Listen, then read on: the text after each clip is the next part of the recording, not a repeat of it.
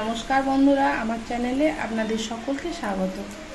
আজকে আমি আপনাদের সাথে শেয়ার করব সজনে ডাঁটা দিয়ে পোস্ত। এখানে আলুগুলোকে এভাবে কেটে নিয়েছি পেঁয়াজ আর এই যে সজনে ডাঁটা, এগুলো কেটে পরিষ্কার করে দিয়েছি এভাবে। এখন কড়াইতে আমি অল্প সর্ষের তেল দিয়ে দেব। এখন আমি তেলটা গরম হয়ে গেছে আর এর মধ্যে দিয়ে দেব কুচিয়ে রাখা পেঁয়াজগুলোকে।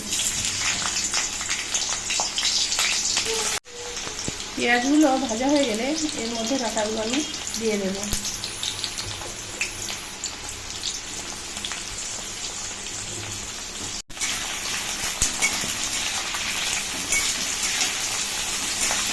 ডাঁটাগুলোকে হালকা করে ভেজে নেব।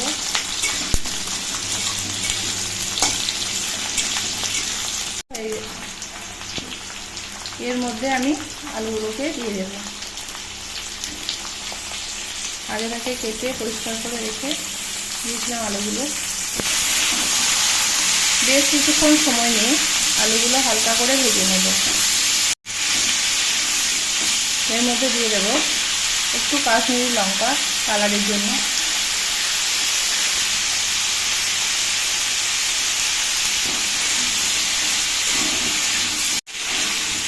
আলুগুলো এখন ভালোভাবে ভাজা হয়ে গেছে, তো এখন আমি দিয়ে দেব জল।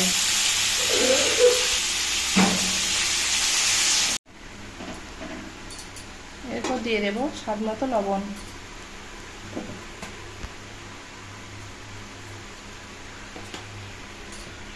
এখন আলুগুলো সিদ্ধ হওয়ার পর্যন্ত আমি ঢাকা দিয়ে রেখে দেব।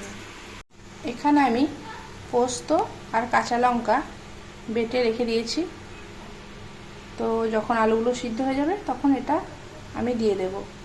এখন এটা সাইডে রেখে দেব। পোস্তর আলুগুলো এখন প্রায় সিদ্ধ হয়ে গেছে, ঢাকনাটা খুলে দিলাম। আর এখন আলুগুলো একটু ভালোভাবে ম্যাশ করে নেব। তারপর আমি আগে থেকে বেটে রাখা পোস্তটা এর মধ্যে অ্যাড করে দিলাম, আর তারপর খুব ভালোভাবে মিশিয়ে নেব এবং শেষে সামান্য একটু সর্ষের তেল ছড়িয়ে দেব। ব্যাস, তাহলেই হয়ে গেল আজকে সজনে ডাঁটা আলু দিয়ে পোস্ত।